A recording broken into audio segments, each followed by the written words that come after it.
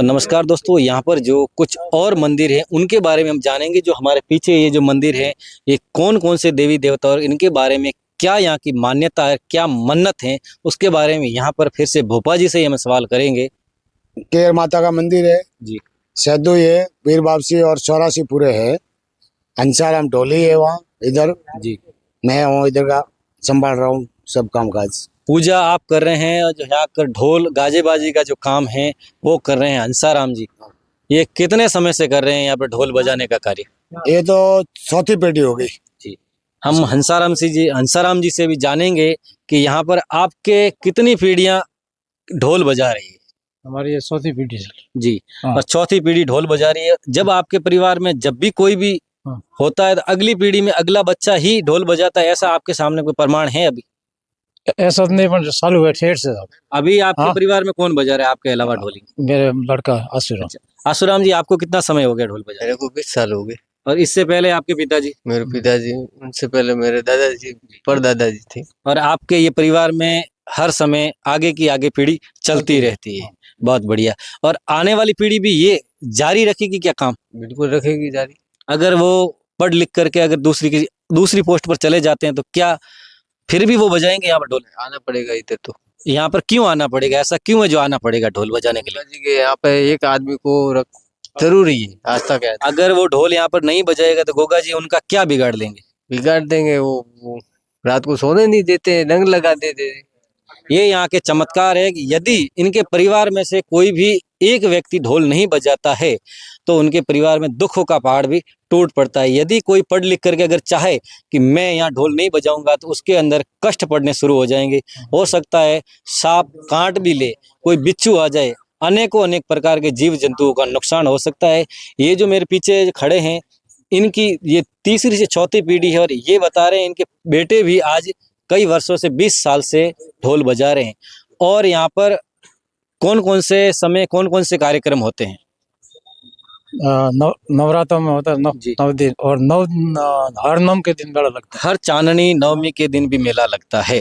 इसके अलावा यहाँ पर और भी जो युवा पीढ़ी मौजूद है उनसे हम जानेंगे यहाँ का इतिहास क्या है। क्या कि बुजुर्ग जैसे जैसे उनकी उम्र बढ़ती है तो कहीं ना कहीं उनको ये इतना गहरा याद नहीं रहता है। अब हम जानेंगे यहाँ के युवा पीढ़ी को, उनको इन्हीं बुजुर्गों ने बताया हुआ है। सर बताइए, आपको यहाँ पर इस मंदिर के बारे में कितना और क्या क्या रहस्य मालूम है? सर, हमने जब से सुन रखा है जी, तब से हमने सुना है कि जब सत्यपुर की स्थापना हुई तब से ये मंदिर और ये गोग महाराज यहाँ पे विराजमान है।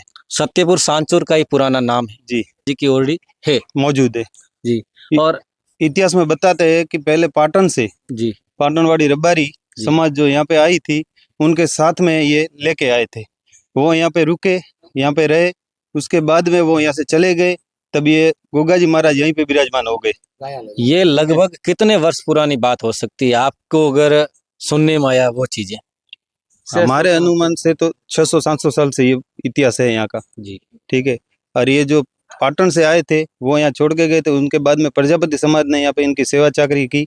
उसके बाद में भोपा जी की 4 पीढ़ी यहाँ पे गोगा जी की सेवा पूजा अर्चना कर रही है। और हमारे जो ढोली जी है उनकी भी 4 पीढ़ी यहाँ से सेवा दे रही है। 4 पीढ़ी पुजारी जी जो यहाँ पे भोपा जी है उनकी भी 4 पीढ़ियों से लगातार पूजा हो रही है। और जो ढोली परिवार है वह भी पिछले 4 पीढ़ियों से पूजा कर रहे हैं। यहाँ की मान्यता है और यहाँ के जो भी भक्त आते हैं उनकी मनोकामनाएं पूर्ण होती हैं। ये थी यहाँ की जानकारी। बहुत ही सटीक और सही जानकारी देने का हमने आपको प्रयास किया है। ये सांचौर के अंदर जो स्थित है, सांचौर जो कि राजस्थान के जालोर जिले की सांचौर तहसील है, वहां पर ये गोगा जी का मंदिर, गोगा जी की ओरडी अक्सर सामान्य ज्ञान के सवालों में पूछा जाता है कि गोगा जी की ओरडी कहाँ पर स्थापित है। जबकि आजकल हम सोशल मीडिया पर जब गूगल पर सर्च करते हैं उनके अंदर गोगा जी की ओरडी जो है वो सड़ाऊ की बताई जा रही है। वो ओरडी और ये ओरडी कितनी अलग है, आप कुछ बता सकते हैं? सर, जब से हम सुन रखा है तब से तो लगभग यही ओडी गोगा जी के जो इतिहास में बता रहे हैं, एग्जाम में भी सवाल पूछते हैं तब भी इसी ओडी का जिक्र किया जाता है। तो जो गूगल के ऊपर जो दर्ज की हुई, हो सकता है वो कोई टेक्निकल प्रॉब्लम के कारण नाम छप गया हो।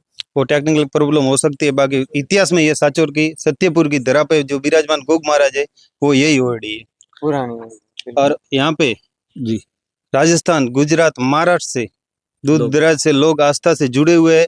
हर साल में 1-2 बार यहाँ पे दर्शन करने के लिए आते हैं। हर नवमी को यहाँ पे मेला पड़ता है और हर नवरात्रि में 9 दिन यहाँ पे पूजा अर्चना की जाती है। इतना पुराना मंदिर होने के बावजूद भी यहाँ पर ज्यादा कोई व्यवस्था क्यों नहीं है? वो तो अब देखो सर, आस्था का विषय है। जी हम यहाँ पे जो पोपा जी वगैरह है, जी गोग महाराज है, यहाँ पे हम नहीं तो किसी से मांगने जाते हैं। उनके आस्था के हिसाब से अगर कोई सरकारी सहायता मिले जी। तो यहाँ आके कर सकते हैं। बाकी गोग महाराज की दया से सब काम हो रहा है। अच्छा, जितना भी हाँ पे श्रद्धालु जो भी जुड़े हुए हैं, जी। उनकी मनोकामना पूर्ण होती है, वो अपने स्तर पे यहाँ पे सुविधाएं करवाते हैं। जिनकी मन्नत पूरी होती है वो अपने राशि को योगदान यहाँ पर योगदान देते हैं, देते उससे हैं। ही कार्य होता है। उससे कार्य सरकार होगा। से अगर सरकार कर से- देती है तो आप उसका तो कोई मना नहीं करता, बाकी हमें कोई अपेक्षा नहीं है। जी। और जो अभी तक जो कार्य हुआ है, जो पूर्व विधायक जी ने बनवाया है, जो हॉल बनवाया है, वो कब बनाया हुआ है? वो अभी लगभग 1 साल हुआ है। विधायक कोटे से एक सभा भवन बनाया है और हमारे यहाँ के जो पार्षद है जी उन्होंने मेहनत करके एक ये आगे का जो ब्लॉक फिटिंग करवाया है। जी। ये थोड़ा बहुत कार्य हुआ है सरकार की तरफ से। और बाकी यहाँ के मोहल्ले के और आस पड़ोस के और ये पूरा परिवार है एक जो जुड़ा हुआ है, उनकी तरफ से यहाँ पे गौशाला चलाई जा रही है जो कोरोना काल से निरंतर चालू है। यहाँ पर गौशाला निरंतर कोरोना काल से शुरू है और अगले ही वीडियो में हम आपको किसी ऐसे मंदिर और ऐसी जगह के बारे में हम आपको जानकारी देंगे। तब तक के लिए जुड़े रहिए मेरे सोशल मीडिया साइट्स धरती मीडिया पर। मैं आपका साथी दिलीप वैष्णव।